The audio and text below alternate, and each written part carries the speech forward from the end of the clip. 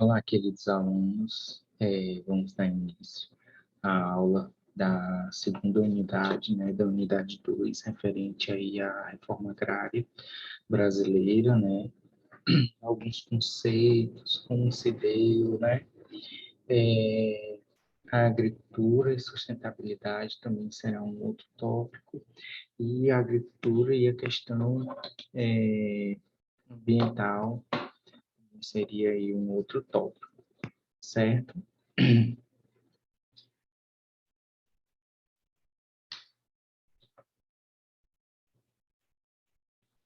É, Vamos iniciar aí com o contexto histórico da reforma agrária brasileira, né, e os objetivos do tópico será entender, né, os percursos da reforma agrária brasileira e as principais dificuldades para sua implementação, compreender as organizações sociais em relação à reforma agrária e os movimentos e as lutas sociais que tiveram aí ao longo do século XX e ainda persistem ainda no século XXI, e analisar as políticas de reforma agrária realizadas pelo Estado. Todos nós sabemos que o debate sobre reforma agrária, sobre a distribuição de terra, não é novo, né? No Brasil, principalmente no Brasil, não é novo.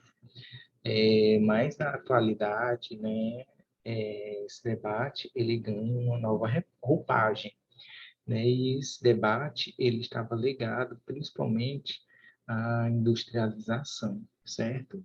E esse debate ele temia-se que a agricultura viesse, né, a constituir um obstáculo ao processo de industrialização, porque não aumentaria, né, a produtividade dos produtores. Isso significava o quê? Significava que o setor agrícola ele não responderia, né, a algumas variáveis, como as necessidades alimentícias, né, as matérias-primas que a indústria necessitaria e aos níveis de renda da população agrícola não aumentariam, ou seja, impossibilitando aí a criação de um mercado interno, né?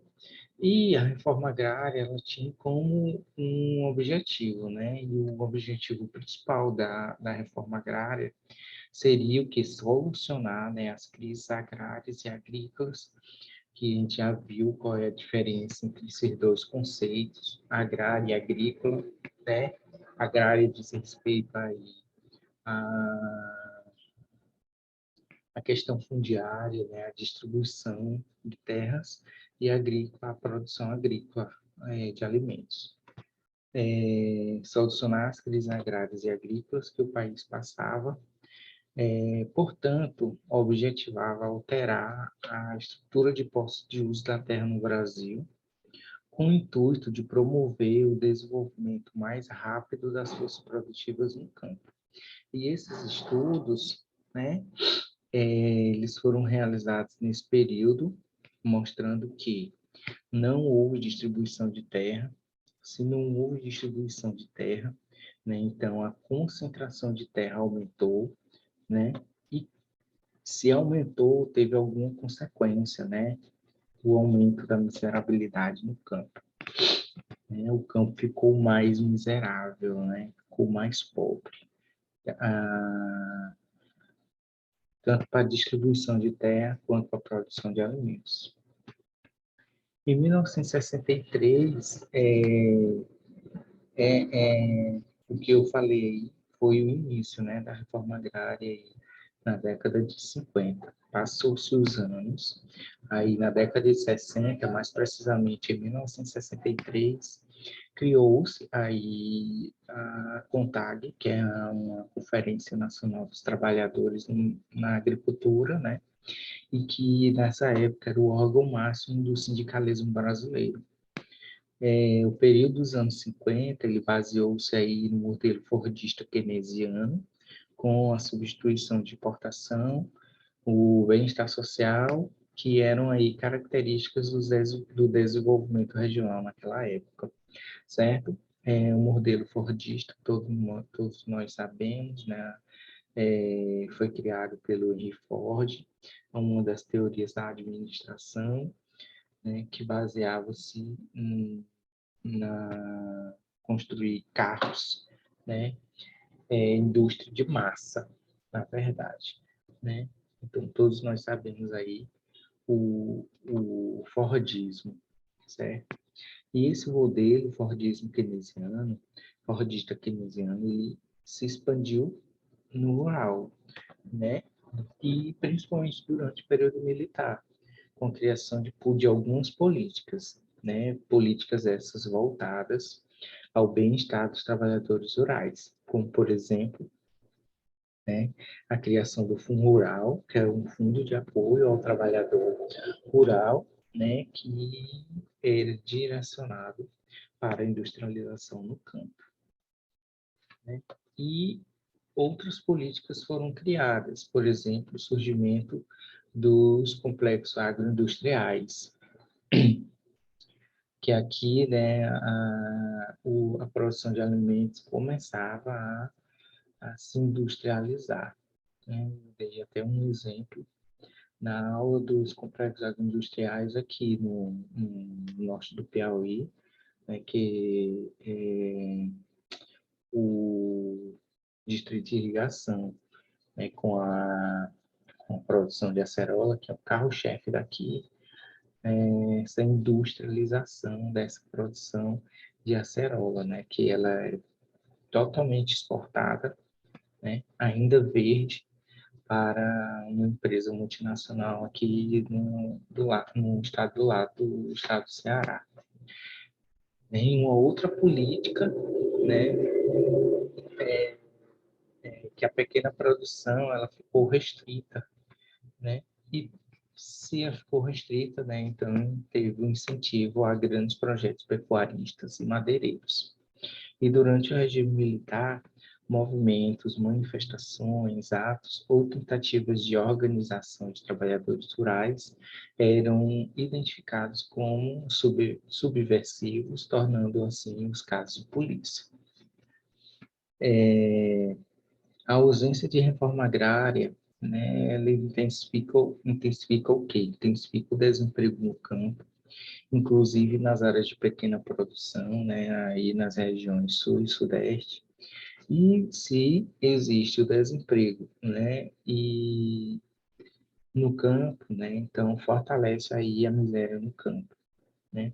A nova paisagem brasileira, tendo aí os CAIs, né, os complexos agroindustriais como um dos atores principais, integra-se ao sistema econômico mundial capitalista, através de quê? De insumos, de patentes e ampliando a concentração do capital. Com tudo isso, né, aumenta a exclusão, né, da pequena produção.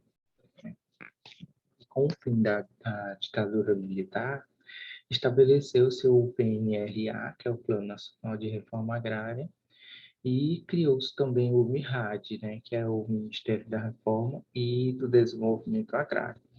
Mas qual era o objetivo, né, do MIRAD e do PNRA? Era assentar 1,5 milhão de famílias de trabalhadores rurais, assegurando assim o uso da terra como uma função social, né? Porque um dos requisitos da reforma agrária, né, é os grandes latifúndios, né, ter essa função social. A terra precisa ter essa função social, que é da produtividade, é produzir alimentos, certo?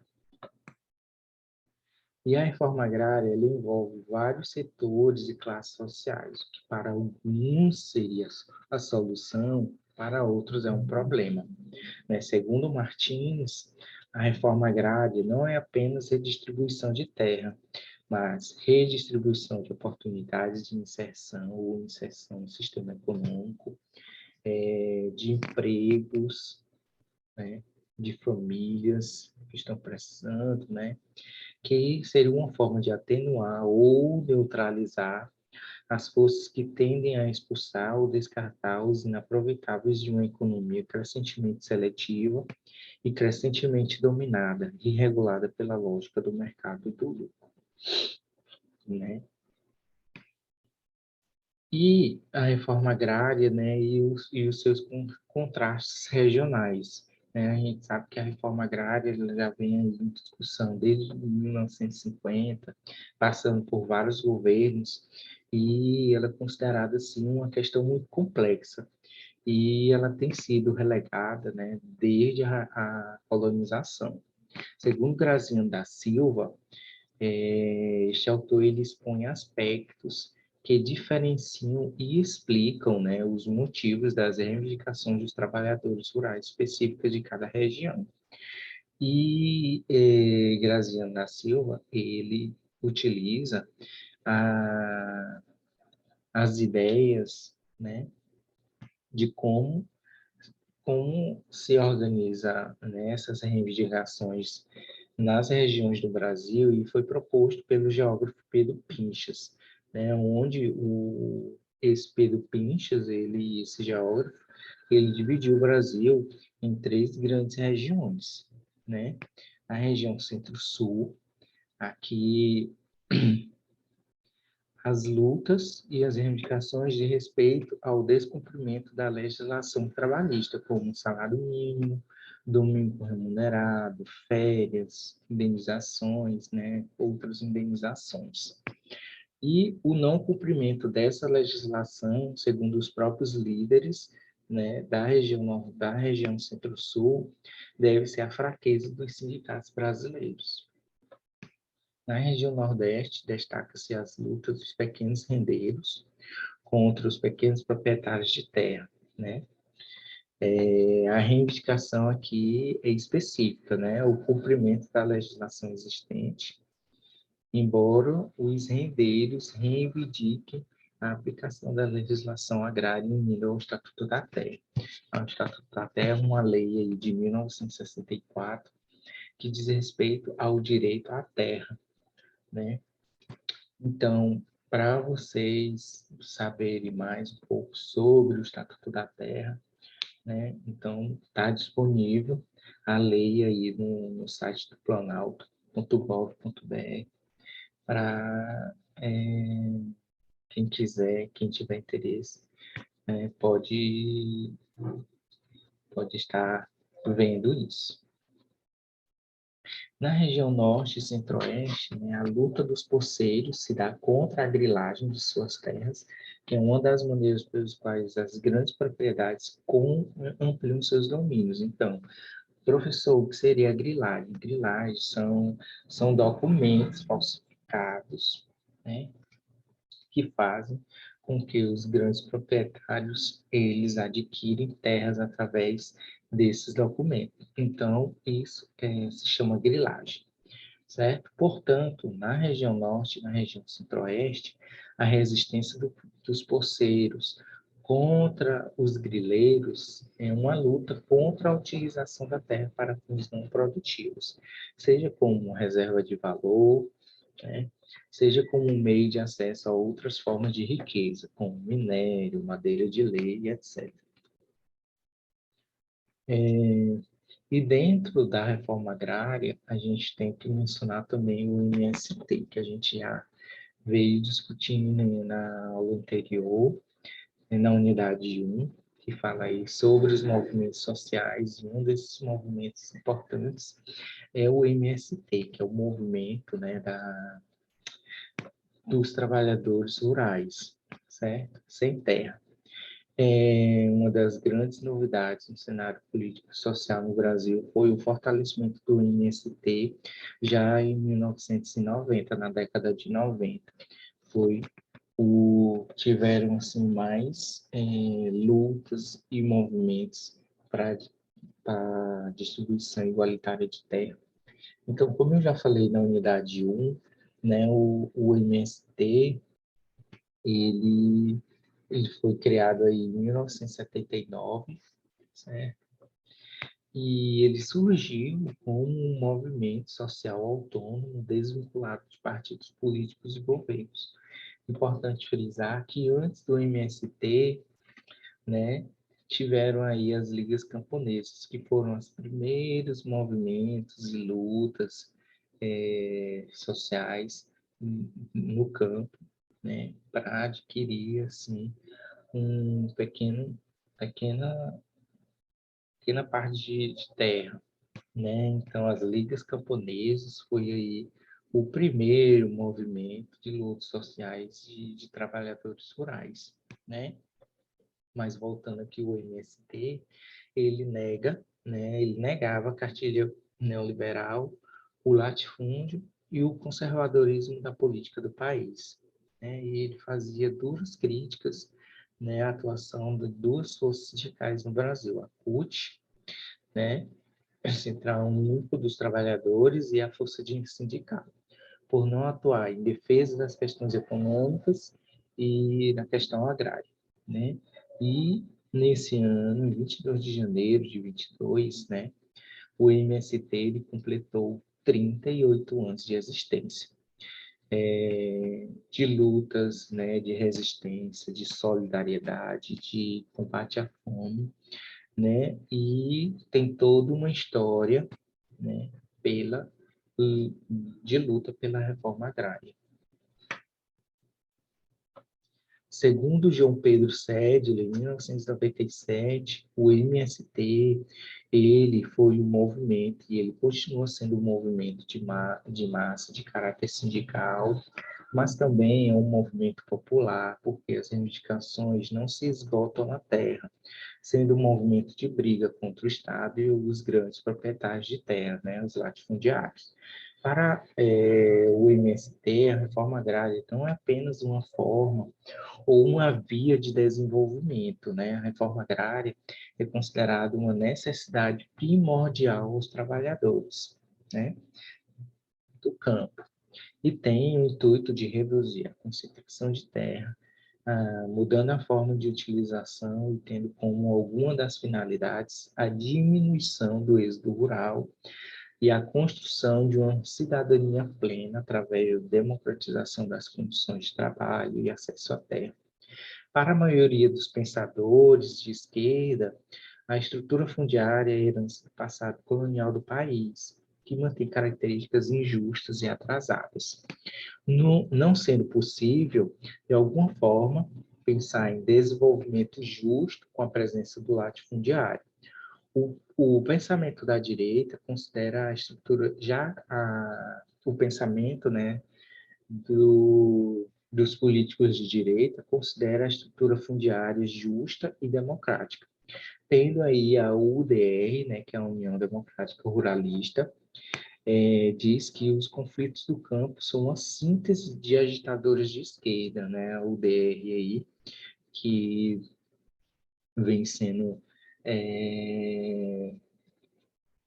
tendo como a bancada ruralista no Congresso, na Assembleia, né, no Congresso e na Câmara. Apesar de uma regionalização desigual do Brasil, não é possível ignorar o desenvolvimento econômico do campo brasileiro. Como consequência dessas transformações e desenvolvimento, os trabalhadores reivindicam uma reforma que levasse a várias questões, como o preço mínimo dos produtos, né, a comercialização dos produtos, a abertura, né, a comercialização dos produtos que vem aí do MST, desses movimentos sociais, e um crédito e assistência técnica aos pequenos produtores, porque os bancos, eles só dão crédito àqueles produtores que vão dar um retorno para eles, né? Que possam pagar, né, esse crédito que foi dado. Então, né, é uma das questões que eles reivindicam, não? Crédito e assistência técnica. Uma vez que as políticas agrícolas eram voltadas aos grandes latifúndios, né, e formado entre indústria, banco, grandes proprietários de terra. Tal fato se justifica porque o crédito é utilizado para comprar tratores, colheitadeira, defensivos químicos e etc. Por quê? Quem é que vai comprar a colheitadeira? Quem é que vai comprar tratores? né, que a gente vai comprar colheitadeiras de grande porte, né, com ar-condicionado, os grandes proprietários de terra, né? Então, os bancos eles preferem, né, os grandes proprietários, fazendo com que haja ampliação da reprodução do capital no campo, né? E aqui a questão agrária no Brasil, cenário recente da reforma agrária, a partir de 85, né, que é o período da redemocratização, ou chamada Nova República, as desapropriações se tornaram um dos objetivos primordiais para o governo, né? O PNRA, ele é lançado nesse período, e a prioridade, né, eram zonas para fins de reforma agrária, né? E o plano do trabalho o plano do governo, né, era assentar 7 milhões de trabalhadores rurais sem terra ou com pouca terra no prazo de 15 anos.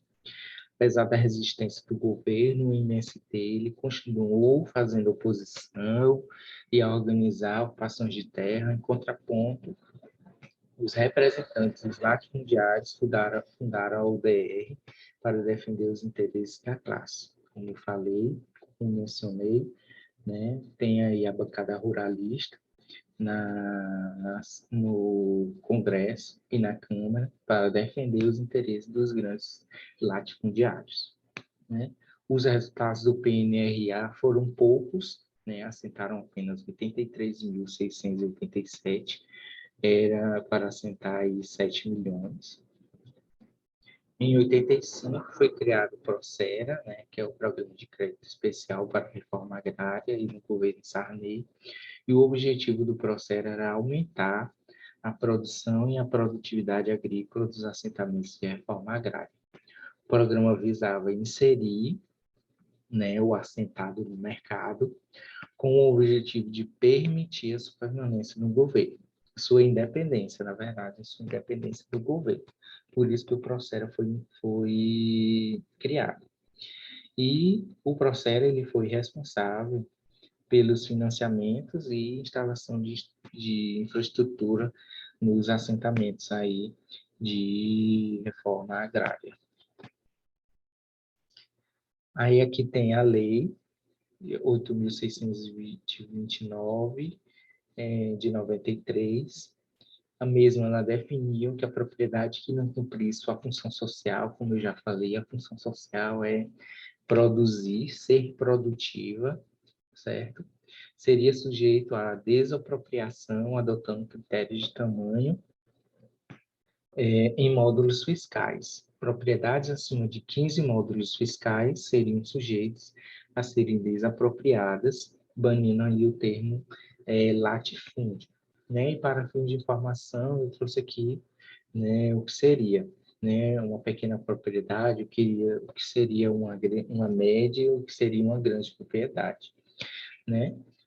Eu não coloquei aqui no slide, mas o menor que um módulo fiscal é considerado minifúndio, de 1 a 4 módulos, pequena propriedade, de 4 a 15, média, e acima de 15 módulos fiscais, é considerado uma grande propriedade. O governo FHC, na questão agrária, perde lugar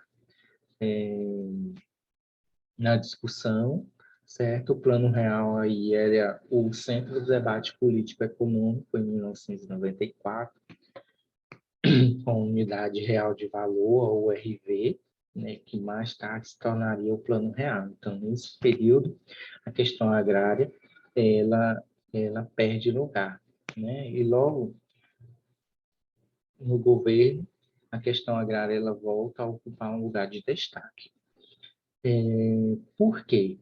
Porque houveram dois conflitos, lutas em relação à questão da reforma agrária, à distribuição de terra, que foi em 1995, em 96 e 95.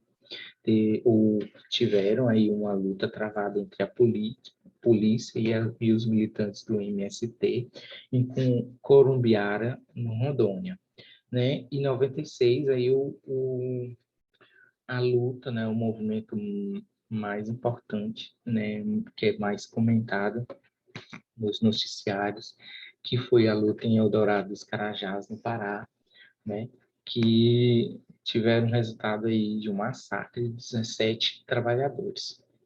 Né? Como consequência da efervescência da questão agrária relacionada com o MST, em 97, o governo cria o Ministério do Desenvolvimento Agrário, retomando assim a iniciativa política em reduzir as ocupações de terra pelo MST. Nos estados e nos municípios também foram criadas essas secretarias, né, Secretaria de Desenvolvimento Agrário, SDA.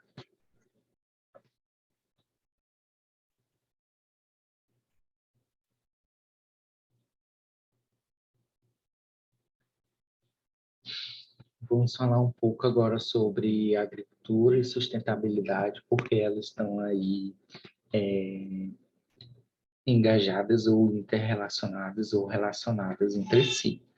O objetivo do tópico é compreender as mudanças da agricultura no contexto da sustentabilidade, entender os fundamentos da agroecologia e conhecer as alternativas que possibilitem a implantação do desenvolvimento rural sustentável, né? A gente todos sabemos, né, que a agricultura, né, ela evoluiu, né, durante os anos, certo? Evoluiu tecnologicamente, né? E evoluiu também em relação às suas práticas, né? Várias práticas e tecnologias foram desenvolvidas para melhorar a produtividade, diminuir as práticas agrícolas e ambientais predatórias, né?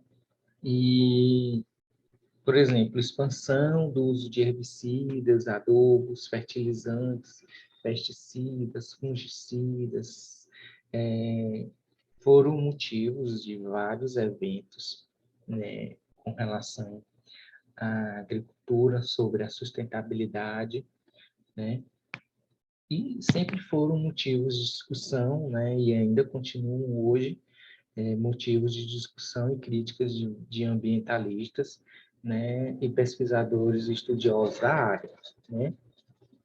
Também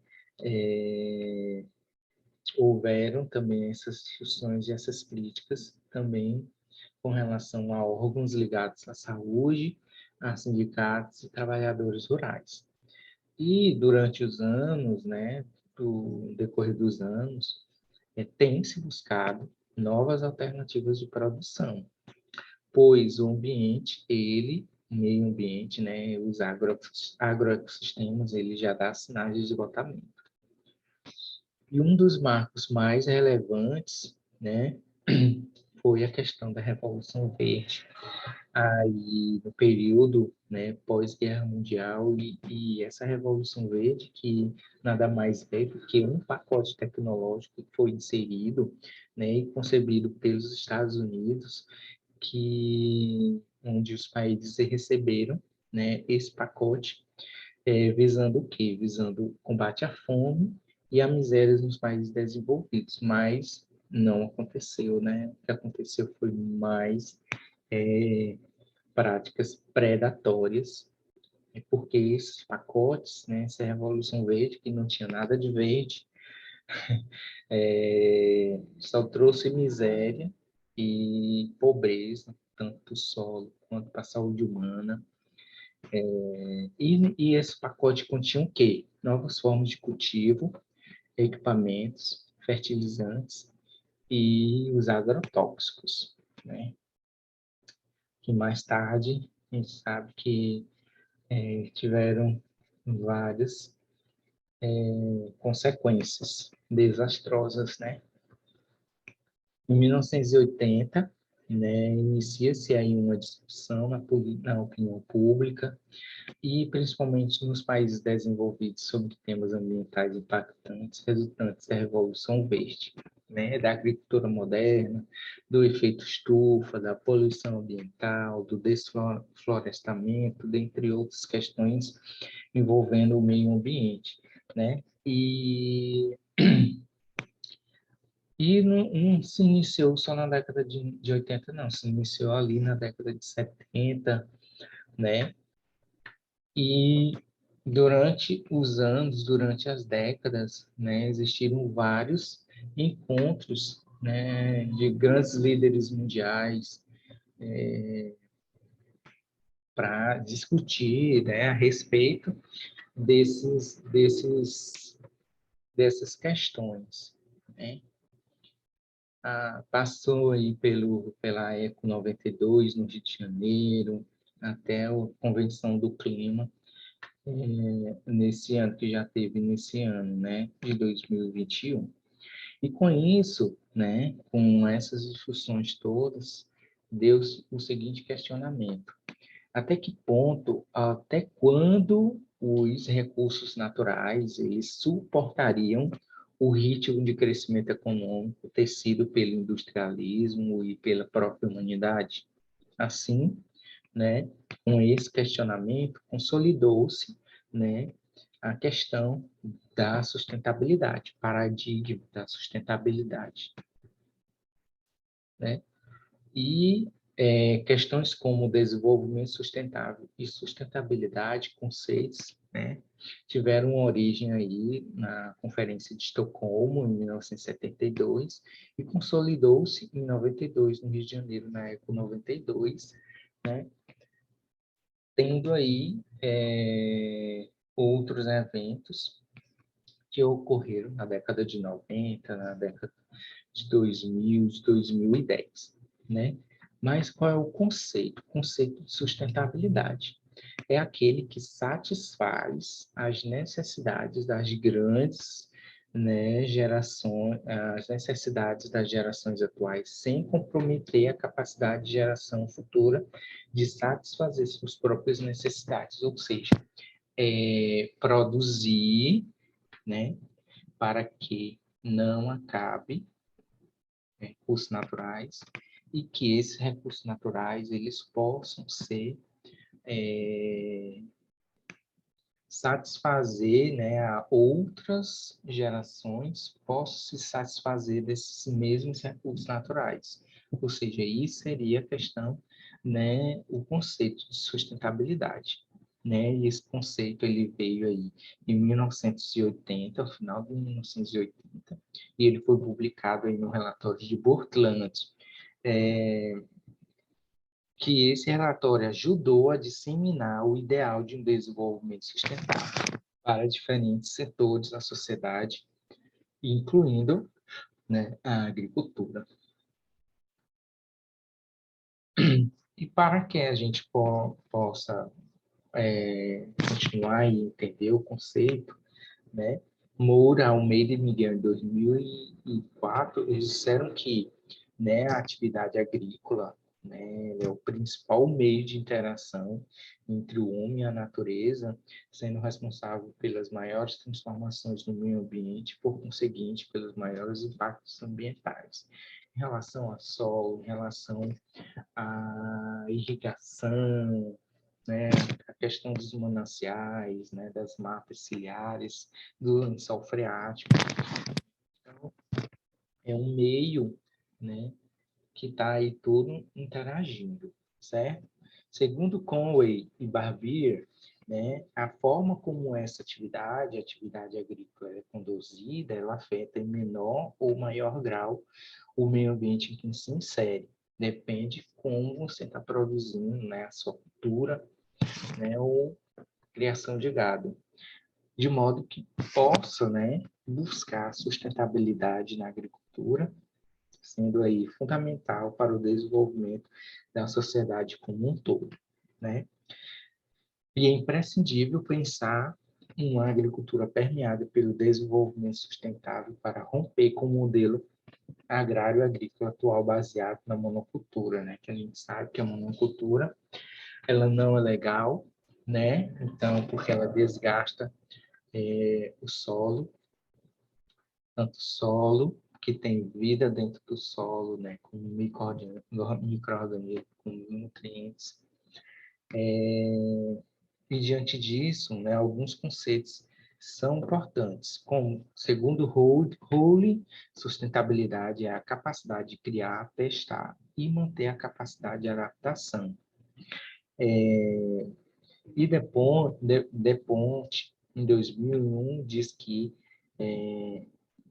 desenvolvimento sustentável é a capacidade de automanutenção de um sistema ao longo do tempo, sendo que essa durabilidade depende de quanto maior for a adaptabilidade, a diversidade, a resiliência, né, a equidade do sistema, a resiliência, como esse sistema se comporta e como se ele se regenera durante os anos e a produção de alguma cultura, né?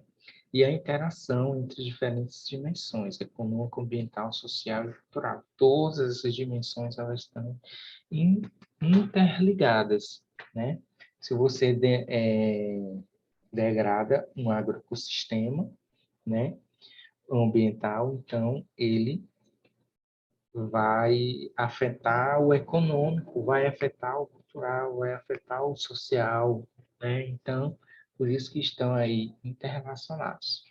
O desenvolvimento sustentável é um modelo que pode ser utilizado para a produção e reprodução dos espaços agrícolas, que visa aí atenuar os impactos socioambientais. Nesse sistema, um dos ramos científicos aí tem gerado bastante discussão, que é a agroecologia, né? Vocês com certeza já devem ter escutado aí um pouco sobre isso, né? Os modelos agroecológicos. É um modelo de transição entre o desenvolvimento rural e a agricultura convencional e modelos mais sustentáveis, né? A agricultura convencional, só para vocês entenderem aquele modelo, né? Aquela agricultura que é utilizada produtos químicos, agrotóxicos, agroquímicos, como vocês queiram mencionar, né? Aqui passa-se a necessidade de entender o termo sustentabilidade. Sustentabilidade pode ser conceituada aí como um equilíbrio entre três fatores, ou entre três variáveis, como vocês queiram mencionar também: social, organização dos produtores de forma coletiva ou econômico, né? Garantir a sustentação familiar e a disposição dos recursos financeiros, e o ambiental, o manejo adequado dos recursos naturais. A agroecologia, né, que é uma ciência, ela surgiu aí na década de 70 como forma de estabelecer uma base teórica para viabilizar uma agricultura alternativa, que aparece na necessidade de mudar as técnicas modernas que causam diversos impactos ao solo, como o uso intensivo de agrotóxicos, fertilizantes, máquinas pesadas e sementes de alta produtividade, né? É uma ciência que visa garantir o quê? Ou alcançar a sustentabilidade ecológica, econômica, social, cultural, política, ética, institucional, né? E a definição, segundo Servilha Guzman e Gonzalez Molina, citado por Caporal e Costa Biber em 2001, a agroecologia ela corresponde a um campo de estudos que pretende, né, o manejo ecológico dos recursos naturais para, através de uma ação social coletiva de caráter participativa, de um enfoque holístico de suma estratégia sistêmica, reconduzir o curso alterado da coevolução social e ecológica diante de um controle das forças produtivas que estanque seletivamente, né, as forças degradantes e espoliadoras da natureza e da sociedade. Tudo que antes era agricultura convencional, né, é uma mudança de paradigma, uma quebra de paradigma, né, que a agricultura propõe diferentemente da agricultura convencional, né? E outros manejos, né? Dentro da agroecologia, se tem outros tipos de agricultura, né? A agricultura biodinâmica, ecológica, natural, né? Orgânica. Nesse contexto, né? Além da agroecologia, correntes de produção, correntes alternativas de agricultura, né? tem ganhado espaço, como a agricultura orgânica, muito hoje mencionada, né, biológica, ecológica, biodinâmica, que refere-se ao calendário lunar, né? Quando a lua está minguante, né? Então, eu vou plantar isso e tal, e eles regem mais por isso. A regenerativa e a permacultura, né? Que são práticas, são tipos, né? Diferente da agroecologia, que é uma ciência, é uma mudança de paradigma, é uma quebra de paradigma.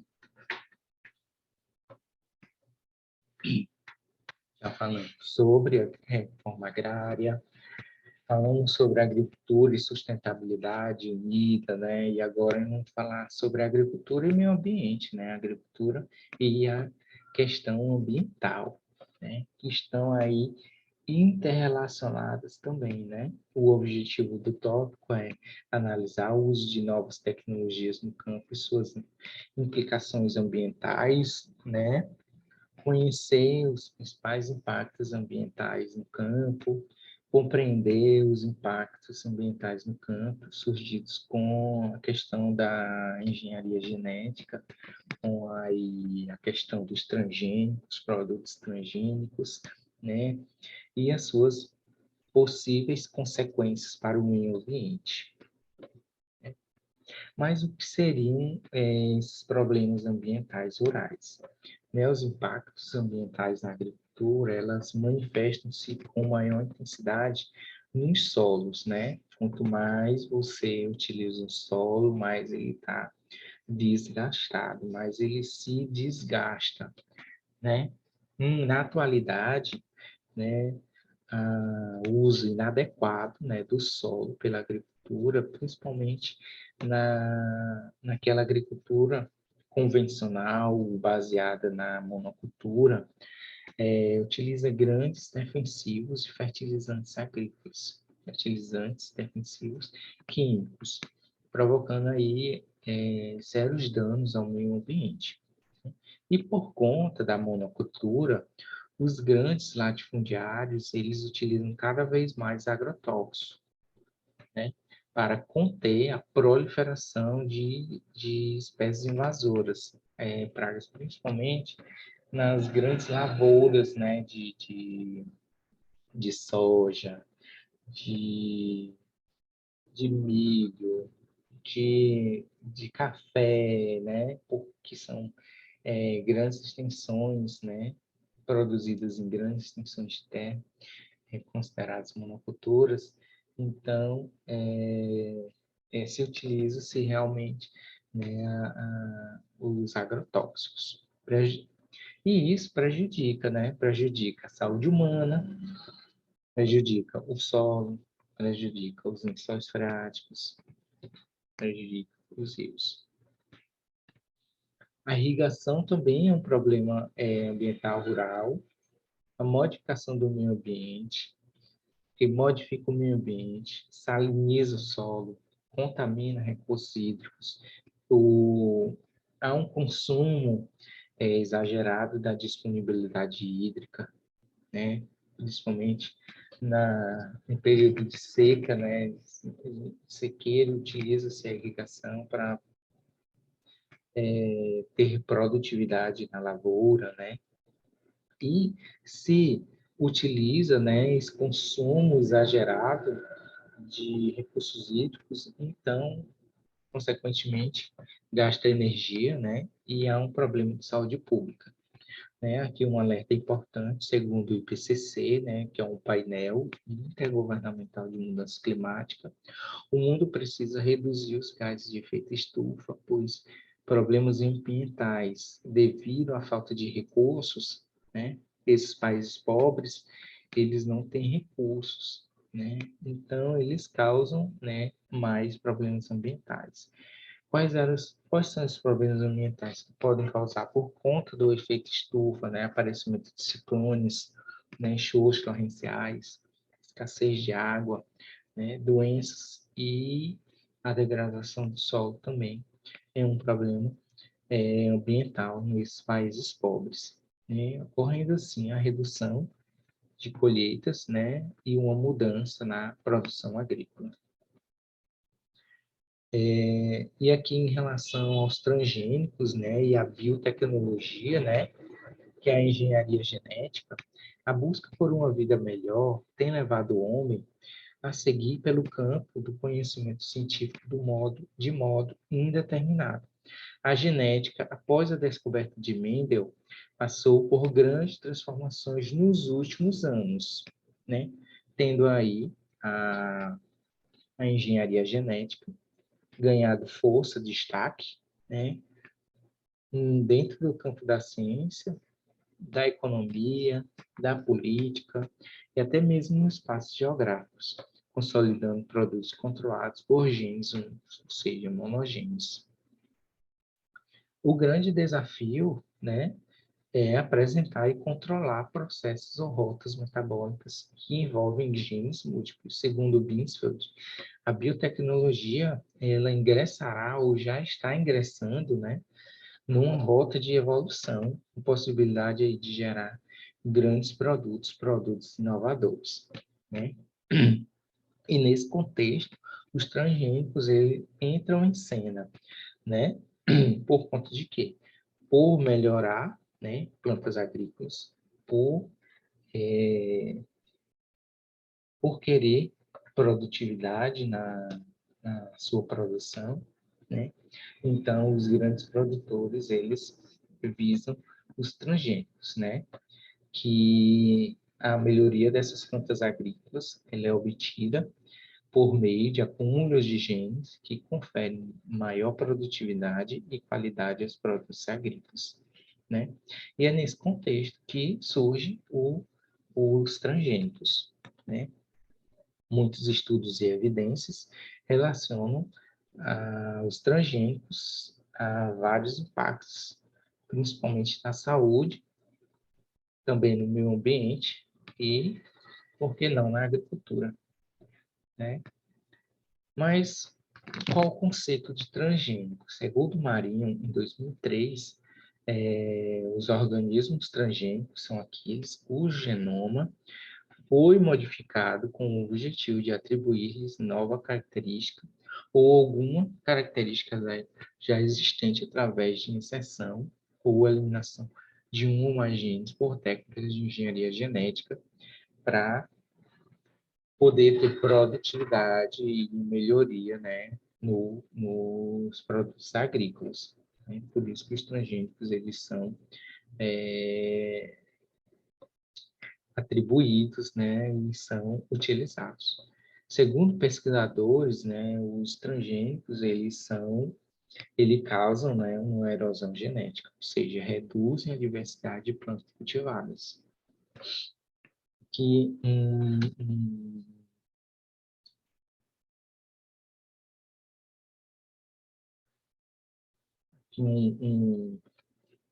um estudo, né, aí da ISA, né, que é o Serviço Internacional para a Aquisição de Aplicações de Agrobiotecnologia, aqui dizendo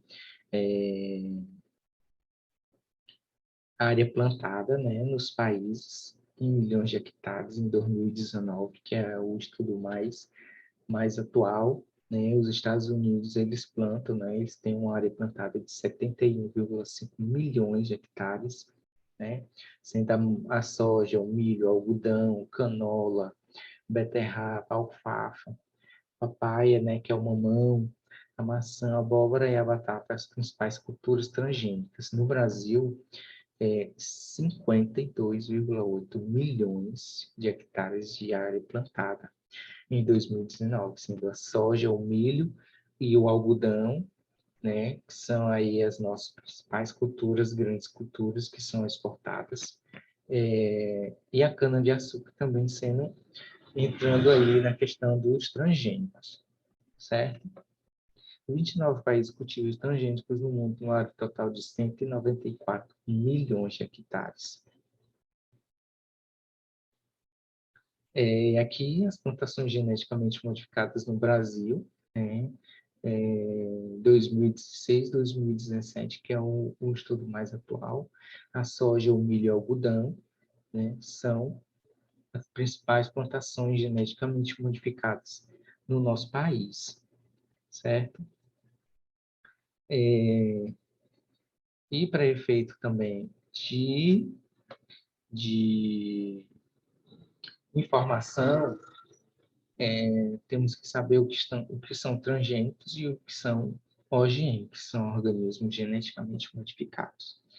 Transgênico é um organismo geneticamente modificado, segundo a Lei de Biossegurança de 2005, é um ser vivo que teve seu material genético, DNA, RNA, modificado por engenharia genética, certo? Já um transgênico é um termo que não é definido por lei, diferente do OGM, e tem a lei da biossegurança, lei de biossegurança, né? O transgênico é um termo que não é definido por lei e que seria um organismo que contém um ou mais segmentos de DNA ou genes que foram manipulados, né? Então, o transgênico ele pode ser um OGM, né, um organismo geneticamente modificado, mas nem todo OGM é um transgênico, né? Então, a efeito de, de informação, né, os transgênicos, a diferença entre transgênicos e organismos geneticamente modificados. Aqui, ainda em relação a transgênicos e biotecnologia, é uma matéria sobre transgênicos, matéria esta atualíssima, né, do mês passado, mês de março, de 24 de março de 22, e quais são, né, a origem, né, ou os reais impactos dos transgênicos em nossa saúde, né? A gente tem que saber um pouco a respeito sobre isso, né, ou ficar informado sobre alguns alimentos transgênicos. A gente vai no supermercado, ah, será que aqui é um alimento transgênico? Né? Então a gente fica assim, em dúvida, né, o que seria, o que não seria alimento transgênico, certo? E hoje a gente estudou um pouco sobre, né, a unidade 2, reforma agrária, agricultura, sustentabilidade e questão ambiental, né, que é importantíssimo aí, questões bem atuais em relação a, a esses temas, né? E a gente vai ficando por aqui. Bons estudos a todos e até mais.